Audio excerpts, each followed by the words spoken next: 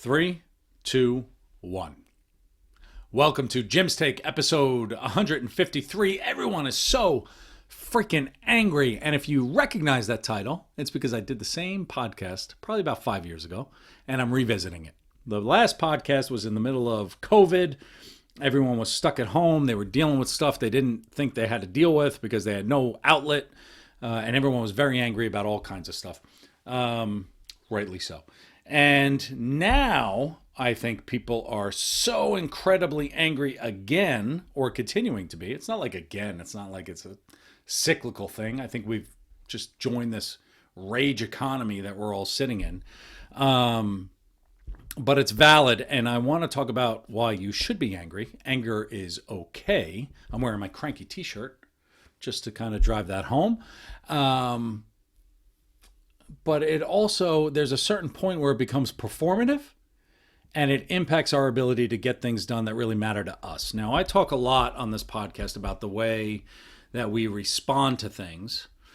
And there is this big debate on, in our minds, maybe for me, maybe it's only for me, but I think it probably happens to a lot of people, on all of these external things that are happening where we're very negative on it, whether it's politics, whether it's global starvation, whether it's wars, whether it's what they're doing to the food, whether it's the way we're supposed to parent, all of these different types of things. We're angry about all of these things, but does it impact our ability to get things done? And when I say to get things done, it's not this big productive, like, oh, go back to work and get things done for work. It's about like just dealing with your daily shit and getting stuff done on a day-to-day basis. Like, there are so many things that I would like to do that I haven't been doing simply because I'm so angry. And the last one, I'm a cranky dude, right? I've got this t-shirt, cranky. I've got another t-shirt that says salty. I've got another one that says extra salty. It's almost like I have to warn people when they come up to me. I've been told I have a little bit of an edge. That's okay. But we are deep in this rage economy where it becomes not just about being angry. It's about this performative. We're supposed to be angry. We're supposed to announce from the rooftops the way other people are supposed to be. We're filled with judgment. We're filled with all of these, things, I don't know what else to call them, things that are impacting us in a really negative way. And, the big one that I think of, the food is terrible. People complaining about food, but they don't change their diet, like all that kind of stuff. Perfect example. Like, oh, the food is terrible. Well, then what are you doing to change your diet? Well, nothing, right? So, okay, fine. So let's talk about it. Rage economy, the last episode I did on this 5 years ago, I got angry at spinach. And the reason I got angry at spinach, I'm not getting into the reason I got angry at spinach. I'm still probably angry at spinach, but whatever. I love spinach. It's good.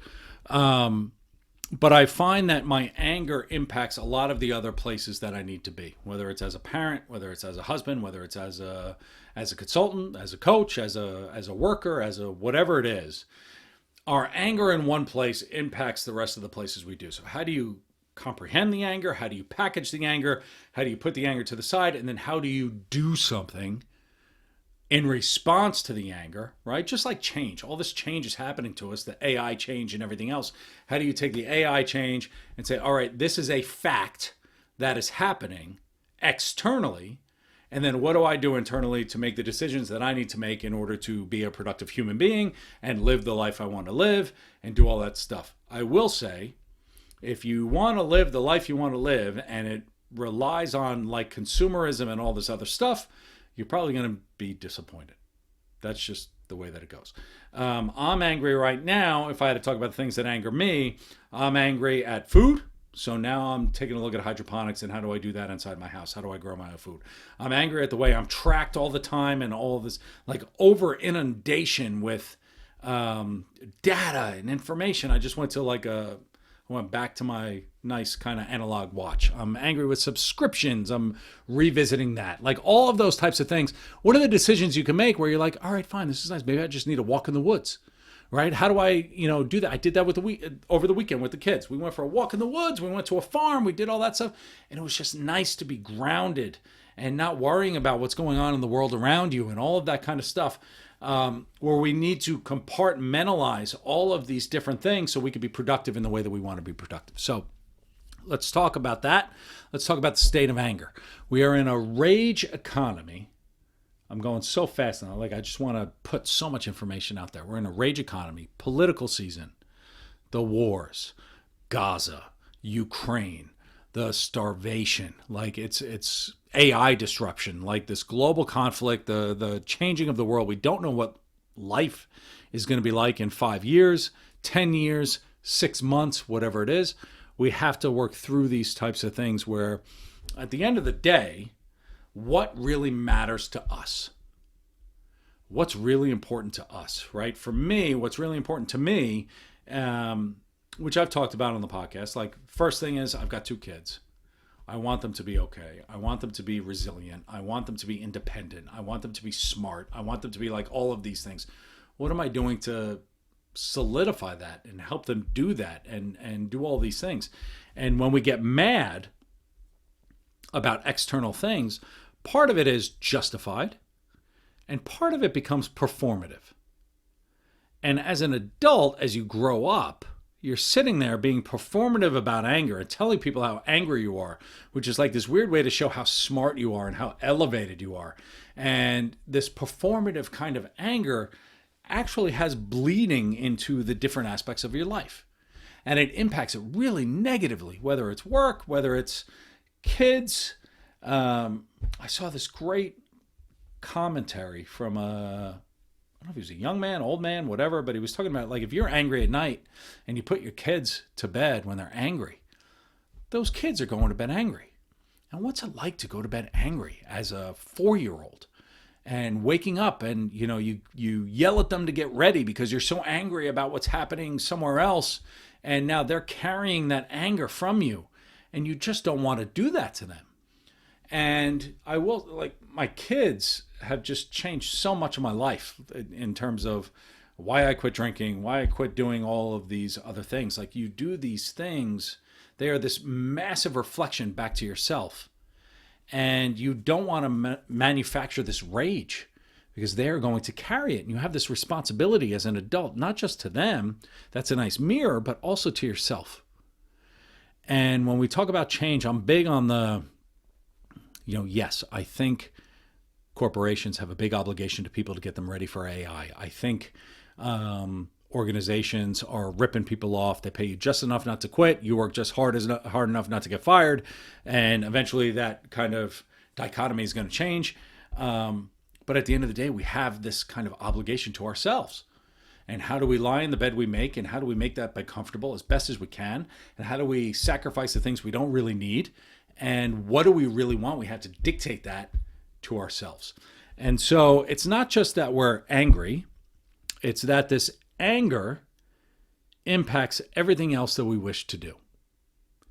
And the performative anger, the feeling of anger, like psychologically, this idea of anger becomes judgment. And judgment is not always about being clear. It's not about clarity. It's not like we are always the smartest people on the planet, right? We're the greatest politicians on the planet. This is why the Republicans should do this or the Democrats should do this. Like, it's so obvious, duh. And so we become performative in our anger about what people should do. And if you sit there and you think about, judgment on what other people should do, whether it's friends, family, anyone else, politics, government, another country, right? I grew up in New York, Irish Catholic family in the Bronx, and everyone was very clear from America on what Northern Ireland was supposed to do with all the fighting and the troubles and everything else.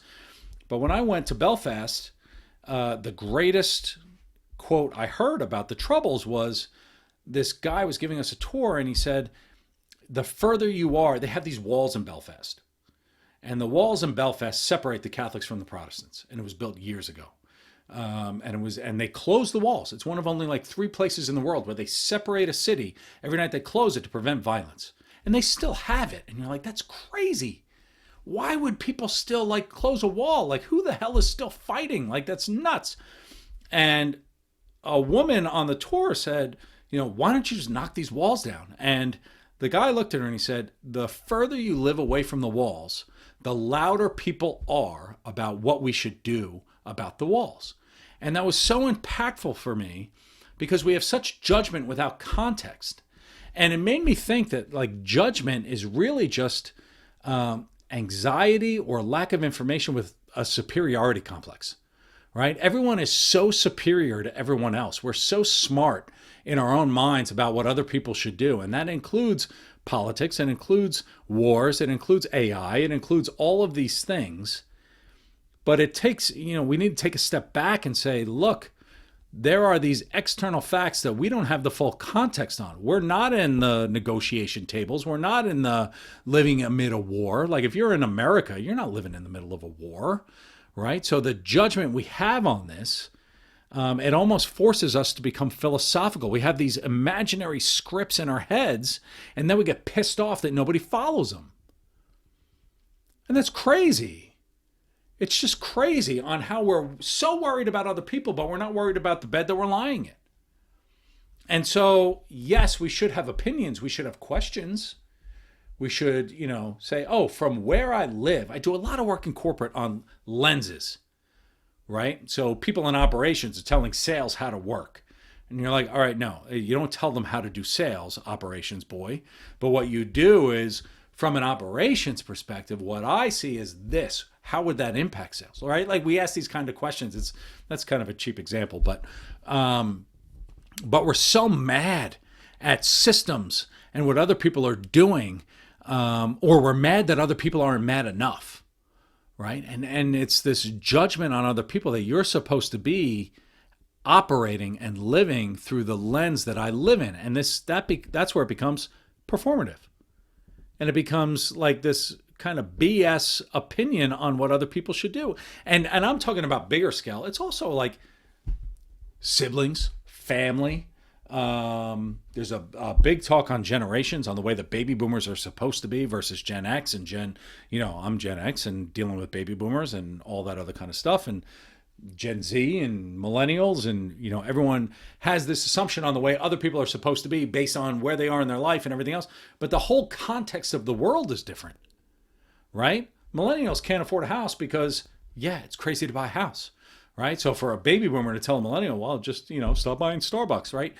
It's judgment wrapped in this superiority complex, and it impacts everything that it is that we're doing. It's judgment. It's our own imagination on the way that other people are supposed to be. So it's not just anger at what's happening. It's anger at our imagination of the way other people should be. And we imagine scenarios. We imagine bad intent. We imagine, you're sitting in traffic, someone cuts you off, and you imagine it's because they're being an asshole, but maybe the person's lost. Maybe they're late getting to a kid being born. Maybe, whatever. And I'm not talking about being soft. I'm not talking about, being this kind of, let the world run ramshot over you and do all this kind of stuff. But I think we need to start asking like real questions. And I tell this to clients all of the time. Not tell, I ask. Do you know the definition of a question? And most people don't. The majority of people do not know the definition of a question. The definition of a question is it's a request for information where you legitimately do not know the answer. And then when you become curious, that's the definition of curiosity. That's the anti-stress. That's the, I wonder why that person's doing that. I wonder what their scenario is. I love sitting with my kids on a park bench in Central Park and watching people go by. What do you think their story is?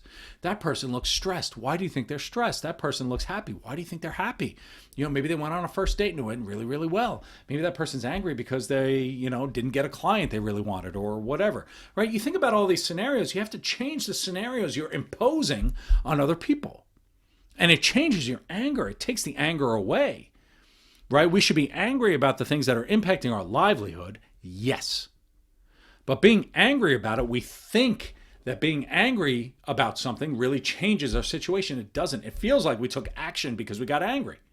We imagine scenarios. We imagine all of this stuff. And when we get angry and we perform, we feel like we did something for that anger. But it doesn't do anything. right? It goes back to why I quit drinking. I used to sit there and drink and think about all these scenarios. I'm like, I've got all the answers. And when I wake up in the morning, nothing changed, right? You have to actually take steps to change the situation that you're in. You have to do something. And we're wired to take action. But the weird thing about the biology of anger is it's a core emotion, and it's a necessary emotion.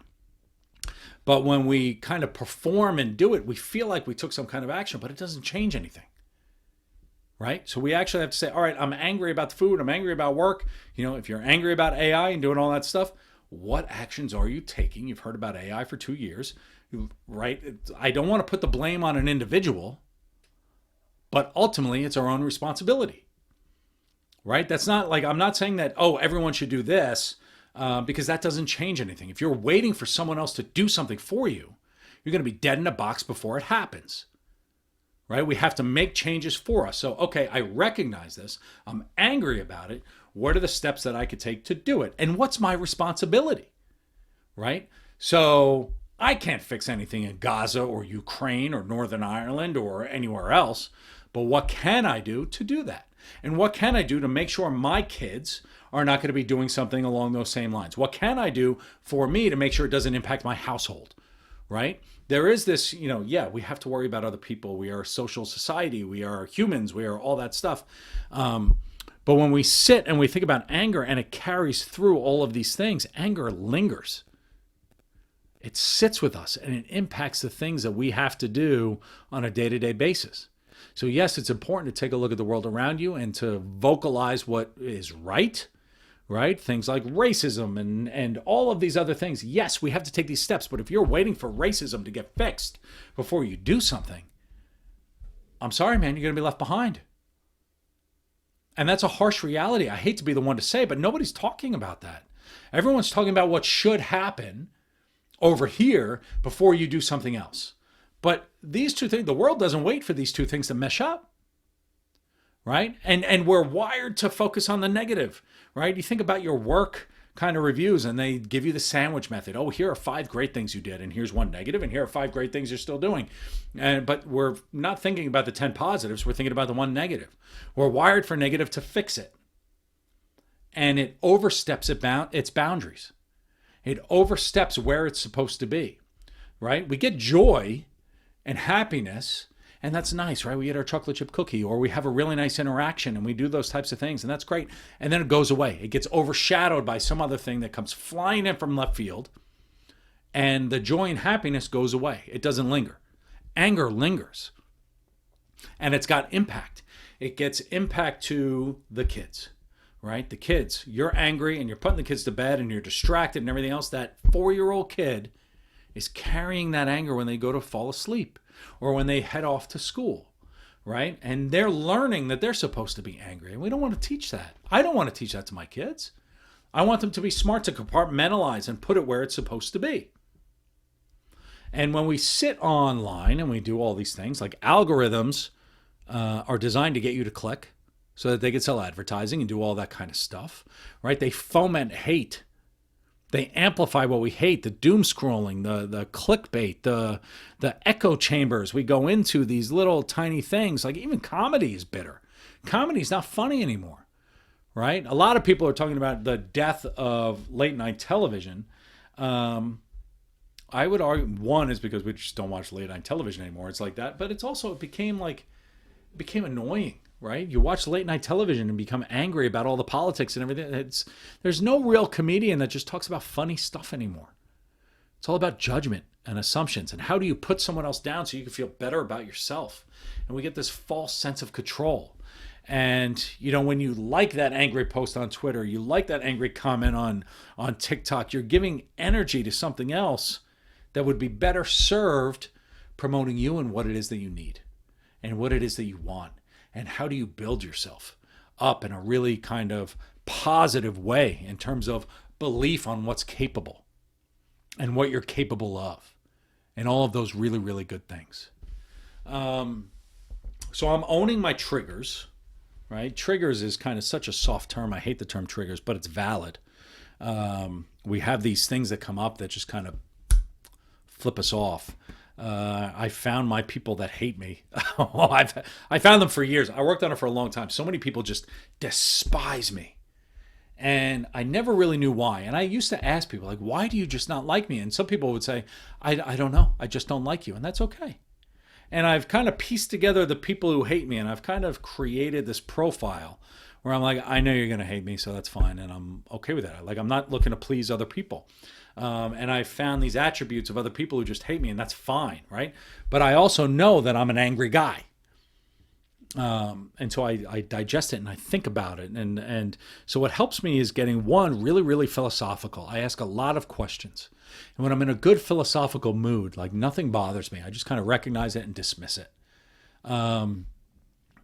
It's the opposite. I just saw this. This is good. The opposite of love is not hate. The opposite of love is ignoring.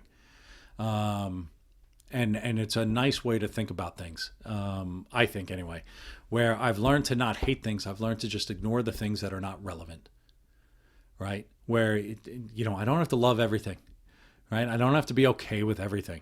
But I do know, and it's not this kind of it's not selfishness. It's not this crazy kind of, oh, you're not good enough for me or anything else.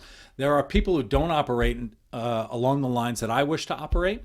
And that's just a fact of life, and that's okay, and they can exist. I'm not going to tell them not to exist, but I get to choose where it is I put my time and my energy.